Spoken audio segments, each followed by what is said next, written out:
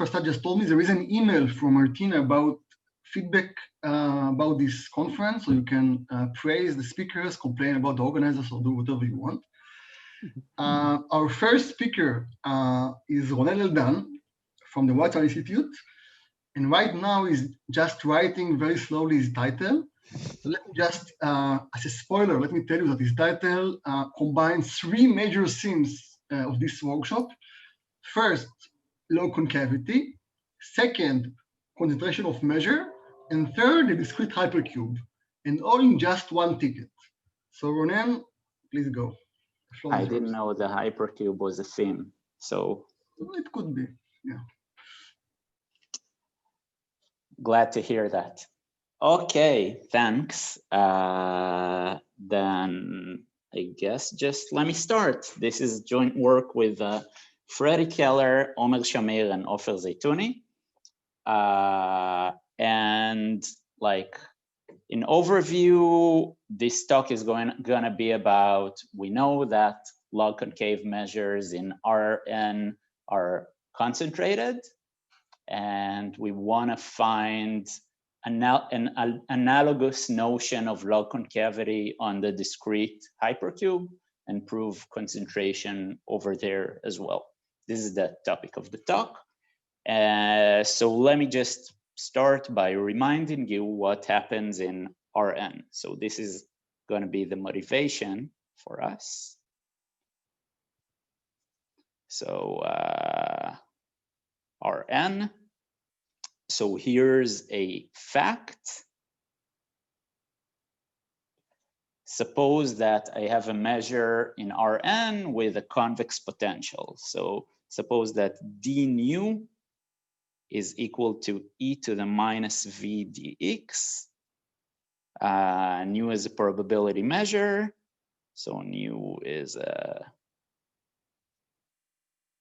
normalized to be a probability measure, and v from Rn to R is I wanna make it uniformly convex.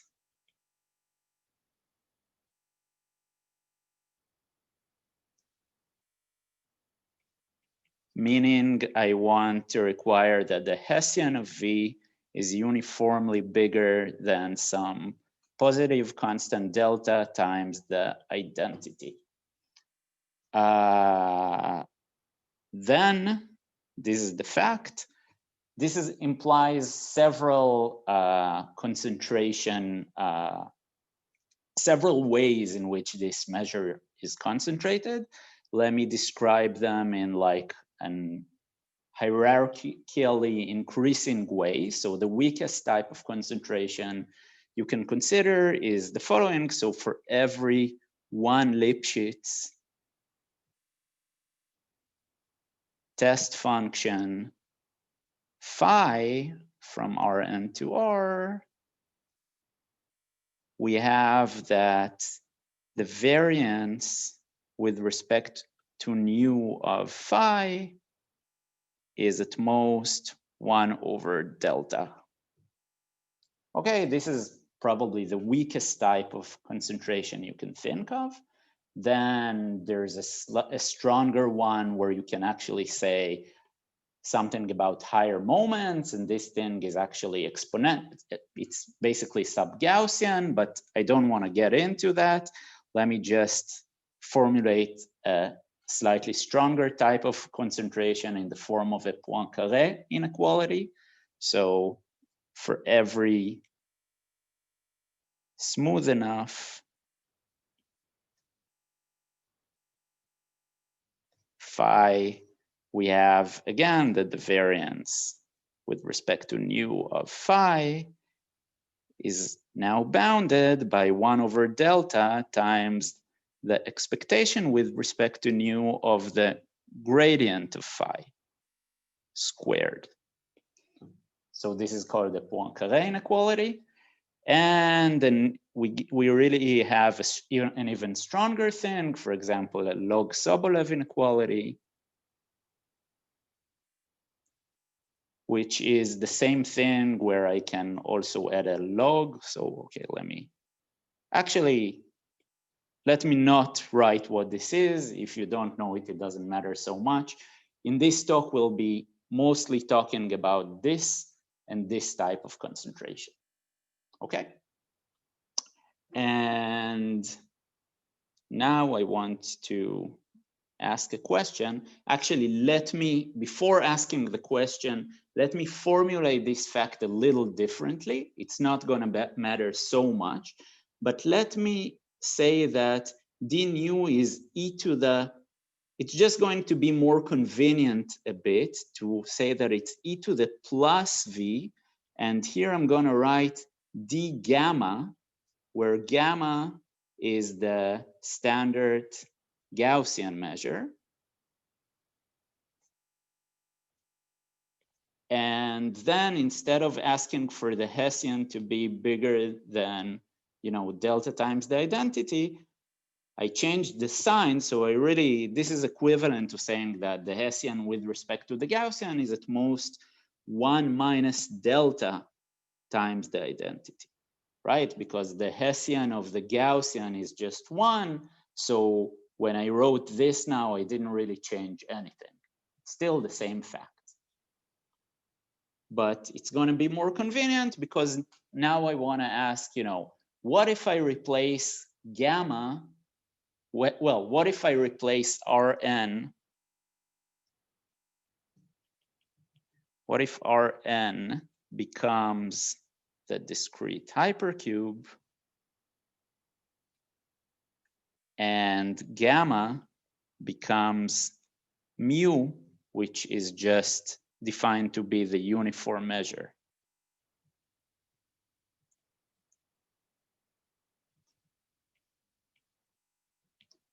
Okay.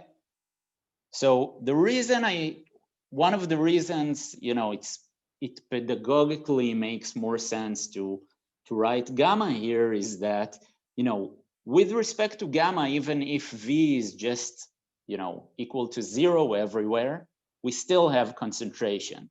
And also if, here v is equal to 0 everywhere, we still have concentration with respect to the uniform measure on the hypercube, right? So it makes more sense to compare the hypercube to the Gaussian rather than to the Lebesgue measure in Rn, right? This is a measure that already has some curvature in some sense, okay? And we're gonna face several challenges when we try to take this notion and adapt it to the hypercube, because there are several things it's not clear how to write in the setting of the hypercube. First of all, it's not clear what one Lipschitz functions are going to be. Second of all, it's not clear what the right analog of this thing is going to be. And maybe let me change this a little bit, and let me just copy it here. And just mention that in the setting of Gaussian space or Rn, the right-hand side here is also called the Dirichlet form, usually denoted by this fancy E of phi and phi. So this is just defined to be the right-hand side, 1 over delta. Okay. So it's also not clear what the corresponding notion of a Dirichlet form is going to be. Let me write it like that. And finally, it's clearly not clear what, the analog of this thing is going to be, right? Any questions so far? Just, to give you a taste and convince you that things are not going to behave the same. For example, in Gaussian space, if I take the Gaussian measure and just condition it on any convex set, I still get to keep my concentration. I only get something which is more concentrated than before. But on the discrete hypercube, conditioning on a convex subset is like conditioning on any subset.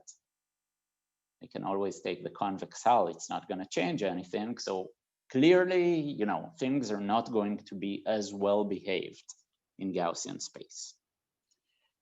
Okay, so here is one result, and this is going to be the first. So case one is going to be just the cases of quadratic potentials.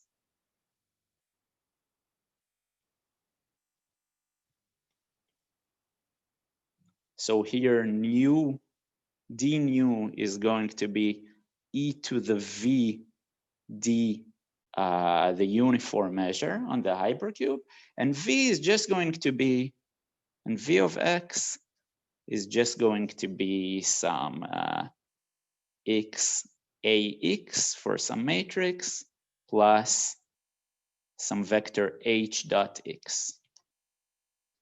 In Gaussian space, this is a very easy case because we're always going to get another Gaussian measure. But on the discrete hypercube, I guess most people here know that for some matrices A, it's very, very hard actually to understand what the behavior of this measure is going to be. Okay. And I mean, in particular, it's not even clear how to understand what the covariance structure of the measure is going to be. And maybe an example to keep in mind is the so-called Sherrington-Kirkpatrick model, or spin glass, which is just the case that we take Aij to be a Gaussian centered with variance 1 over n, or actually beta over n, where beta is some constant.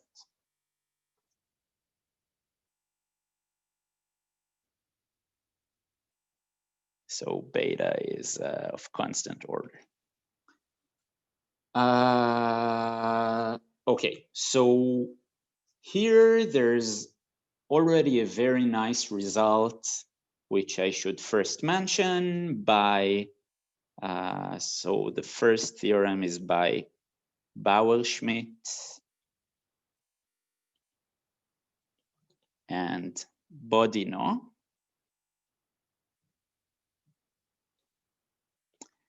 And they show the following. So they show that if H is 0, if there is no external field, and if the operator norm of the matrix A is at most 1 over 4, then we have a Poincare inequality of the following form.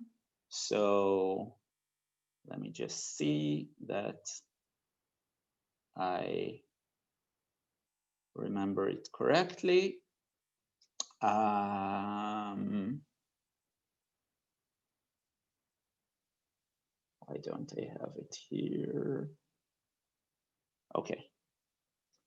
Then we have the following thing. So we have that the variance with respect to nu of any test function phi is at most n over the operator norm of A, sorry, over 1 over 4 minus the operator norm of A times, and now I have to tell you, what the analogy of this thing is. So it's just going to be written exactly the same as here. It's just going to be the expected gradient square, and the gradient is just the discrete gradient. So it's just going to be the expectation over nu of gradient phi square, where what is the gradient of phi, where the ith discrete derivative of phi at x is just defined to be phi at x where the ith bit is chosen to be 1 minus phi at x where the ith bit is -1 over 2. And the gradient of phi is just defined to be, you know, del 1 of phi up to del n of phi. Okay, so this actually looks, this is a very nice result. It actually has an amazingly short and nice proof. One, yeah. A has to be PSD, right? Yeah, sorry. Yes, the way this is formulated, A has to be PSD. Note, however, yeah, so right. Let me just write it. If Not A minus, is not PSD, no, A it's e to the plus A here. It's okay. e to the positive thing, but it actually doesn't matter so much because we can always subtract an identity from A, and right. this is not going to change the distribution. Yeah. So, you know, what this is saying is just, you know, instead of PSD, we can just say, if the operator norm is at most 1/8, then we can always make it PSD and have the operator norm at most 1/4. So it doesn't really matter so much. So one drawback of this result is that if we go back here to Gaussian space, this Dirichlet form implies mixing for, you know, Langevin dynamics. So it's actually useful to prove that concentration of this form, because then you can, for example, sample from the measure using a random walk. However, to this Dirichlet form in the discrete case, there is no corresponding discrete time dynamics, which, you know, this implies the mixing of. So actually, in the discrete case, it's more natural to consider a slightly different type of Dirichlet form, which corresponds to the so-called Cloudberry dynamics. So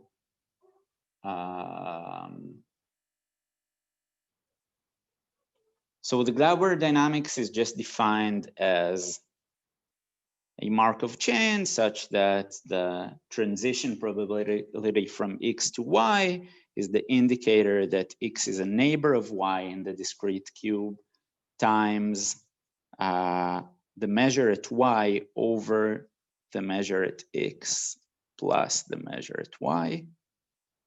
Maybe let's normalize it by 1/n. So, you know, this just corresponds to generating a coordinate uniformly, conditioning on all the other coordinates, and then, you know, choosing the value of this coordinate according to the conditional measure. And then to this dynamics corresponds the Dirichlet form that looks like this. So nu of X, P X goes to Y, and then just phi X minus phi Y squared. Is this a sigma? Just making sure. Yeah, this is a sigma, sorry. Okay. Yeah, I don't know, my handwriting is, yeah. Any other questions? So arguably, this is a more natural Dirichlet form than this one in the context of the discrete hypercube. And the first theorem with Keller and Zeytouni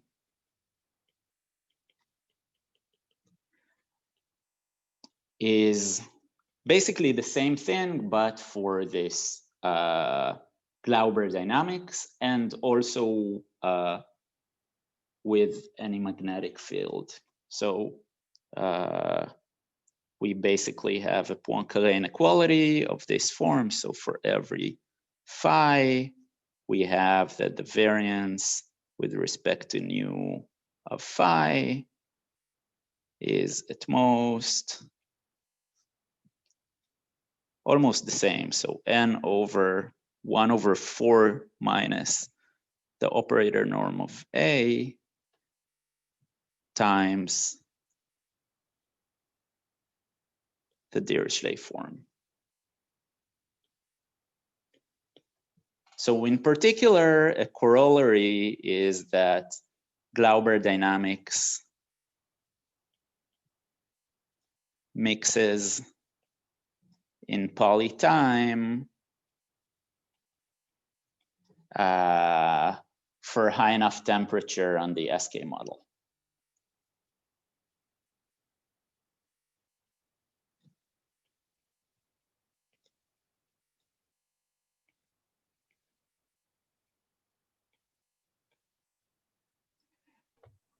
Good question, Clément. So Clément is asking, is there something conceptual about this 1/4? Yes, there's a reason 1/4 appears, but first let me just say that this is not the critical temperature. So it's expected that this fact is true not up to 1/4, but up to 1/2 actually.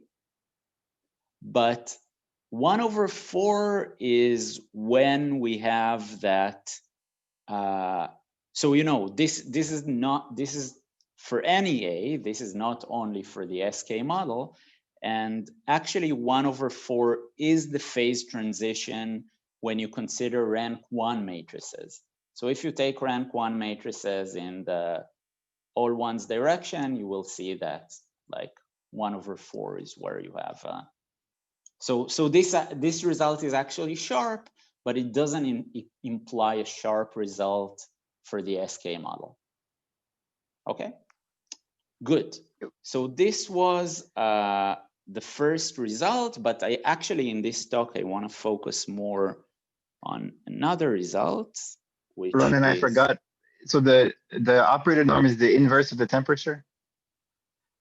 The operator norm is equal to beta, up to factor 1/2. So usually when you define the SK model, you have a 1/2 here in the exponent, and you have minus V. So yeah, so if the inverse temperature is beta, then beta is twice or 1/2. Hold on. Yeah, beta I think is twice the operator norm in this language.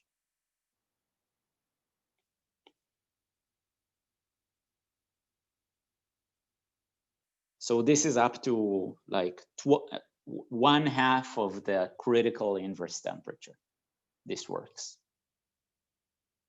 Okay, so you know, this was only for quadratic potentials, and now the question, for quadratic potentials, it kind of makes sense, you know, to define log concavity, so you can still do it like this. But when the potential is not quadratic, then you know it's not clear at all how to define log concavity, because the potential is only defined in this case on points of the discrete hypercube. Okay, and okay, now the question is, how do we?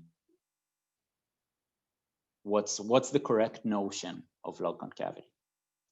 So I want to suggest one notion which will give a non-trivial concentration inequality. And this, the definition has to do with the so-called multilinear extension of a function on the discrete hypercube. So let me remind you that for a function f from -1, 1 to the n to r, there exists a unique way, so there exists a unique function f hat, which is a function from, you know, the 2 to the power n to r, such that I can write f as a multilinear. So for every x, f of x, I can write it as the sum over all subsets of 1 to n of f hat of a times this product over I in a xi. Right, this is called the Fourier-Walsh expansion, whatever. And another way to think about this, so I'm calling it a multilinear extension because, you know, this function was defined on the discrete hypercube, but the right-hand side really makes sense in all of Rn. And not only that, it's a harmonic function in all of Rn, and also it's an harmonic function in the relative interior of every facet of the discrete hypercube. So you can, instead of a multilinear extension, you can think about it as a harmonic extension. If I have a function defined only on the corners here, then, you know, I can extend it harmonically to edges, and then extend that harmonically to two-dimensional facets, et cetera, until I get a function in the whole, you know, solid hypercube. So this formula basically gives away, this gives away to make sense of f in -1, 1, the interval -1, 1 to the n, right? And by the way, here you we said can it's already harmonic extension, but now you gave us different dynamics on the discrete cube. I didn't give any dynamic. Yeah. Well, harmonic, you know, I'm just harmonic with respect to the usual Laplacian in Rn. Right. I didn't, you know, I didn't connect this to any dynamics yet. Good point, though. Ronen, Okay. is this related to Lova's extension, this version of? I actually don't know what you refer to by the Lova's extension. But, you know, I guess in most papers, you will open on Boolean analysis, you will see, you know, this notion. Good. So, you know, it doesn't make any sense to ask about the log concavity of f as a function defined here, but as a function defined here, it already does make some sense to ask about log concavity. But on the other hand, it's pretty hard to find log concave functions on, like, when they are defined like this, because being both harmonic and log concave, those are two things which are pretty hard to satisfy together, if you think about it, right? Because, like, if you're harmonic, it means that, you know, the Hessian has trace 0, but on the other hand, we want, you know, all the eigenvalues of the Hessian to be negative. So log concavity would be a way too strong thing to require. I mean, we basically get an almost empty result. Luckily, in Gaussian space, recall that we didn't need our measure to be log concave. We just wanted it to be not too log convex, because the Gaussian measure already gave us some log concavity. And, you know, ideologically, the discrete hypercube should also give us some log concavity. And indeed, that is what happens. So we're not going to ask for log concavity of f, but we're going to just ask for semi-log concavity. So we're going to define, so the measure nu is going to be called beta semi log concave if d nu is e to the v d, the uniform measure, and the Hessian of the log of v is bounded by beta times the identity, and beta can be positive. And when and this, you know, the left-hand side here means first take v, consider the multilinear extension, and then take the Hessian of the log. So this is, you know, so this is at x for all x in the solid hypercube. Okay.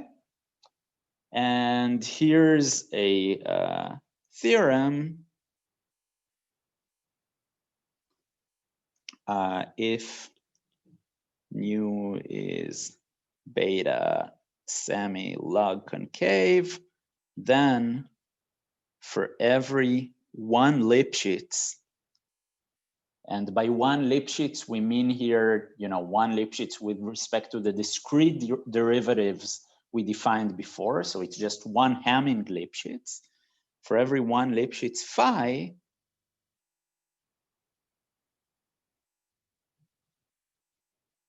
we have that the variance with respect to nu of phi is at most n to the 2 minus some constant over beta, where c is a universal constant.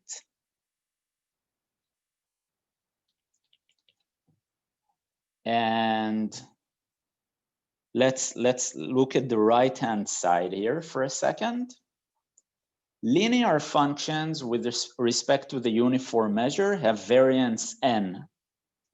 So we definitely can't get anything better than n here, okay?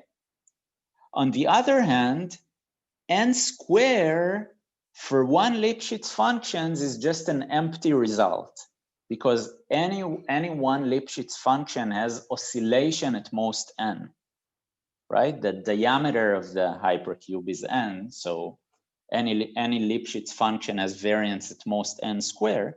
So what this is saying is basically you get some non-trivial improvement over what you have if you know nothing about the measure. So for example, if you think about the SK model in low temperature, it's not going to satisfy this. In low temperature, if you think about spin glasses, then you can find 1 Lipschitz function such that the variance is going to be n squared. And then is beta at least 1? Sorry? Is beta at least 1? So, you know, if beta is, I mean, it works for every beta. But then can you beat I the didn't linear? tell you what this C is, so. We cannot take beta to 0. Yeah, you are right. Yeah, you're right. Beta has to be bigger than C. Yeah.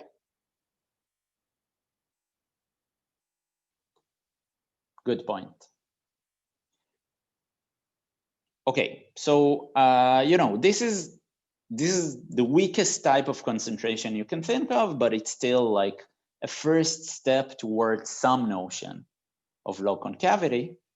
And sorry for a stupid question. Do you really need the log in the definition of the beta log concavity, semi-log concavity? Probably yeah, I just mean, no. I mean, without the log, it would, I think the definition will be. Just a misprint, just raise the log. But you have V in the power. Right. So I mean, you're asking, will this be true if like I define it without the log? Just a nitpick, just raise the log. It's not a question. What? If you look at the one line above, d nu is e to the power v d mu. Now log of v is not something that makes much sense for us. Just remove the log. No, but he wants v to be bounded by something away from 0. So I think it's correct.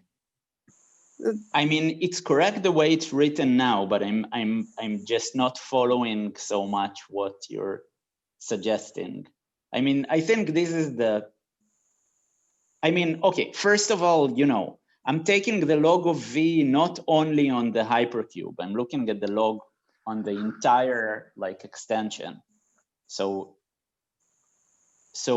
I don't want to say extend V inside, I want to extend e to the V inside, and then like,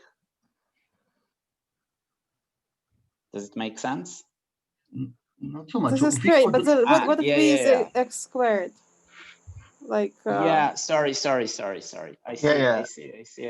what you're saying. Yeah. You just want to get rid of the log there. Right. Yeah. So yeah.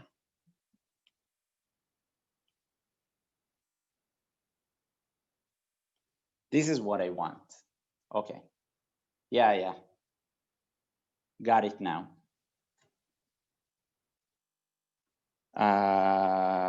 Good. Yeah, sorry I confused you. Now it's correct. I'm taking the actual density, I'm extending it inside, and then I'm looking at, you know, the log. Good, yeah. Okay, so let me just, one remark, that this is related to some recent very nice results by Anari,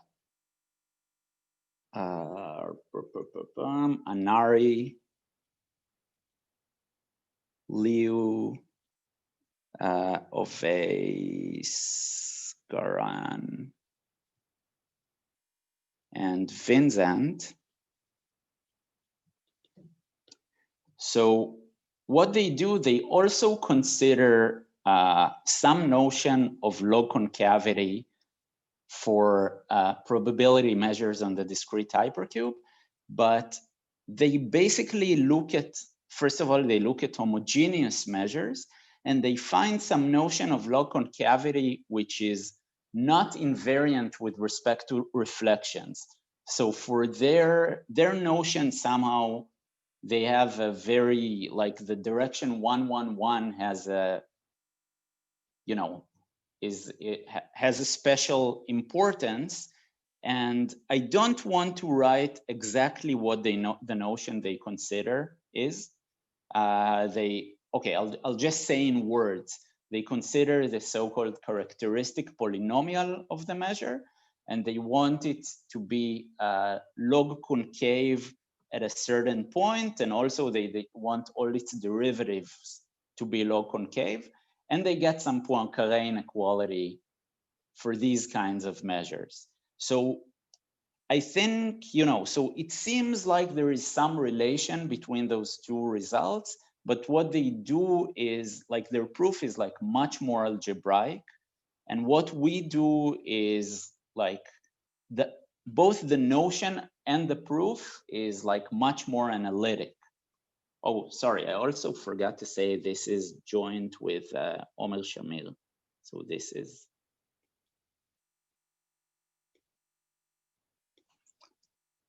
So, you know, just for those of you who know these series of results, it's interesting to compare them but it seems that, you know, the relation is more superficial, even though they do have some log concavity involved there. Okay, so any questions about this result? If there are no questions, I do want to. Ronen, Yeah. how is your result related to the previous result and also to the case of product measures, where f is exponential to a linear function?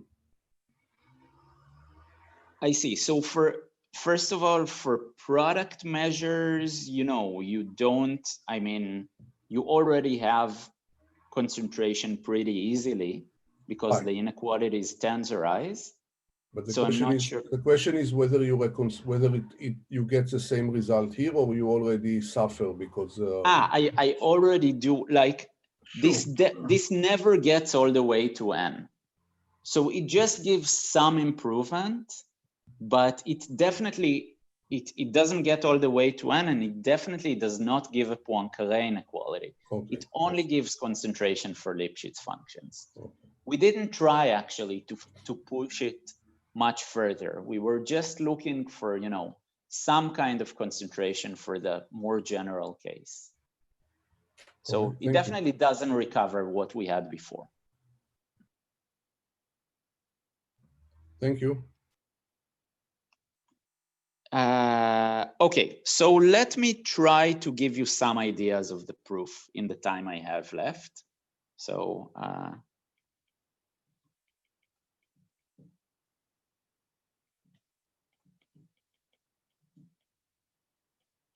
so since you started 5 minutes late, then you also have 5 minutes more.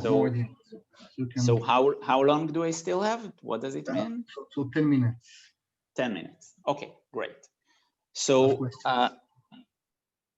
okay, so I have this measure nu on the discrete hypercube, and I want to try to explain to you how I can use its, you know, this notion of log concavity.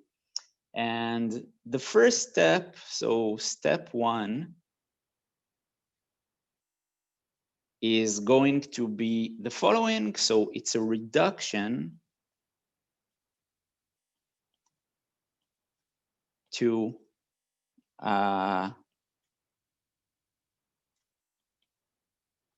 something like you can think of as a small transportation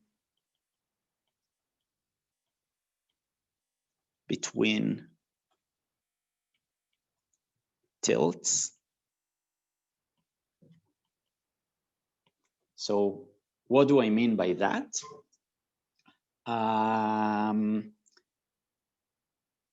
Let's define, so for any measure nu, let's define tau sub w of nu to be the measure whose density is like the density of nu, but tilted in the direction w. So I want d of tw nu at x to be defined as e to the w dot x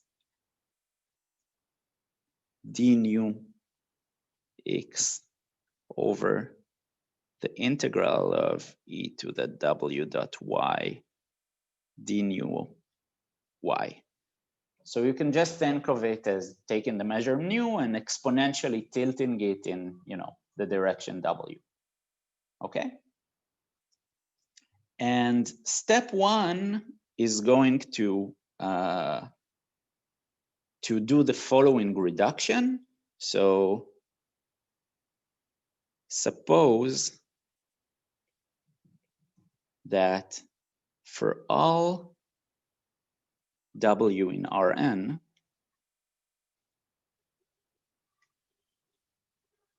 and for all unit vectors theta, we have that the Wasserstein distance, which I'll define in a couple of seconds, between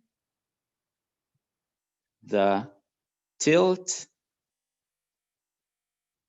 w of nu and the tilt in direction W plus epsilon theta of nu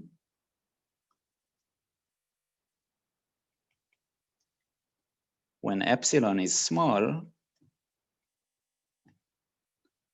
is at most some constant,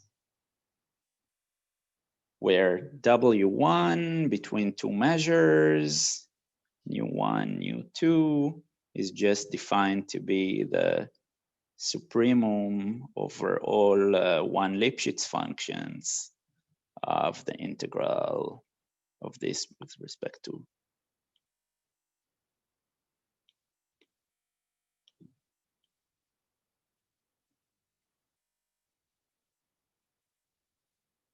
of, you know, this difference, which is also, you know, the cost of Earth moving with respect to the Hamming metric between nu1 and nu2. So suppose that if I tilt my measure in the direction W and I tilt it in a direction very close to W, then I know that I have a good transportation plan between these two measures. Then nu satisfies the concentration as above. I'm not going to explain how to prove this step, but I am just going to say that a very similar idea appeared in a paper of Boaz, probably 2008 or something, I think, in the context of log concave measures in some vague way. Very vague. Pretty vague way, I guess, but I mean, if you'll see the proof, this is not so vague. So let me just say that this notion is somewhat related to something called the H-1 norm of the measure. Okay, so this I think this step is like more standard in analysis, so I don't want to, you know, I don't really have time to explain it so much, but this property that, you know, if you tilt the measure a little bit, you don't get something very far away. I do want to give you a little bit of intuition of why this is related to concentration. So suppose I have some measure on the hypercube. Let me draw the discrete hypercube like this, which is on this side of the hypercube, it's concentrated here. And on this side of the hypercube, it's concentrated like in the antipodal direction where I think of this direction as being one-dimensional. And this direction, I'm thinking about it as, you know, the rest of the dimensions. So this is like n minus one dimensional in this sketch, okay? So suppose that, you know, if I change this coordinate from -1 to 1, then the center of the measure changes a lot. I mean, in this picture, it only changes by one coordinate, but this one coordinate, think about it as, you know, many coordinates. Then this is not concentrated, the picture I did here, because, you know, these two pieces are very far away from each other. And this non-concentration is going to be demonstrated in the fact that if I tilt the measure a little bit in this direction, then all of a sudden this point gets more measure. And in order to transport it back to the original thing, I have to move mass all the way from here to here, which costs a lot.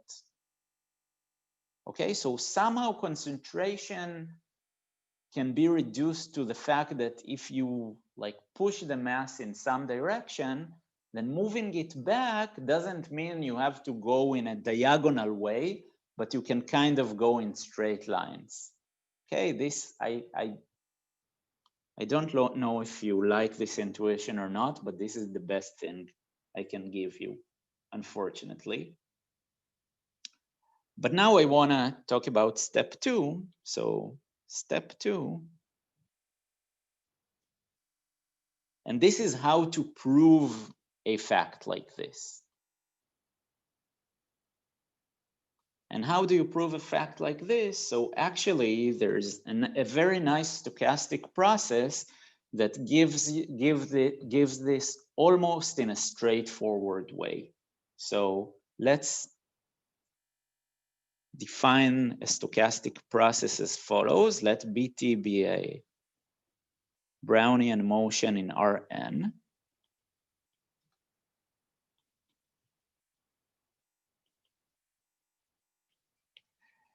And let me define, okay, let me first write a stochastic differential equation. So consider the stochastic differential equation. W0 is equal to W, and dWt is equal to dBt plus the gradient of log f, which is the harmonic extension of the density at Wt dt.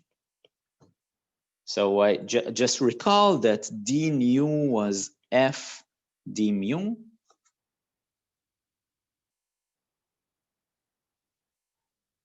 Okay, so you know this thing makes sense. And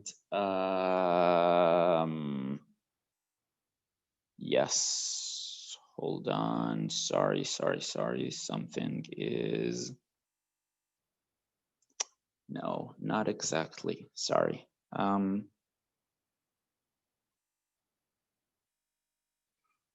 Yeah, okay, let me just call this a sub nu of Wt dt. And a sub nu is not exactly going to be the gradient of log f, but almost. So I'm going to define f of theta as the log Laplace transform of the measure nu. So this is going to be the integral e to the x theta d nu of x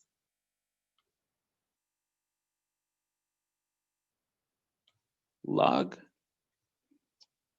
And I'm going to define the vector a sub nu at W to be the gradient of log, the gradient, sorry, of f at W. Okay, so now these equations are all well defined. Okay, and a nice fact is that if I look at a sub nu of Wt and I take its limit, so it's not very hard to see that a sub nu is always going to be in the convex hull of the support of the measure. So it's always going to be in -1, 1 to the n. And if I take this limit to t equals to infinity, then this is always going to converge to a point. So this is going to converge to a point to some random variable that let me call it x. And this is going to have the distribution nu. Sorry, it's going to have the distribution of tau sub w of nu. I know this is a lot to follow in the last 5 minutes of the talk. So, you know, you don't need to understand all the equations. The only thing I want to kind of, I want you to take from here is that there is a natural stochastic process which samples from the measure nu. So, this stochastic process lives in our n, but if I invoke this function a sub nu, then it converges to a point which samples from tilts of the measure nu. Is there a natural way to write this backwards in time? Because probably yes, but I can't, I'll need to think in order to understand how. only because this one is hard to couple with the measure that samples from, it's hard to couple different W's with this notion. I mean, maybe it's not, but. No, I mean, it's not, yeah, so You start, right. So you're one step ahead of me. So now, I want to consider two tilts. So it's actually pretty easy to couple different W's. You just basically take the same Brownian motion almost. So, this gives me a way to sample from every tilt of nu. And in order to say that two tilts are close in transportation distance, then, it's enough to find the coupling such that, the two endpoints are close in transportation distance. And the whole point is, I know I'm out of time, so let me just say it in words. The whole point is that the way we defined log concavity exactly corresponds to the fact that this function a sub nu is Lipschitz. I mean, it's a Lipschitz vector field. So I can actually start from two different tilts, run the process, and couple them in a way that they don't get too far from each other very fast. So just by considering log concavity and, using it in a straightforward way to analyze, two coupled versions of this process, I can just immediately prove like the type of transportation inequality I showed you before. So let me end here, but I hope I gave you some taste of, what's going on in the proof.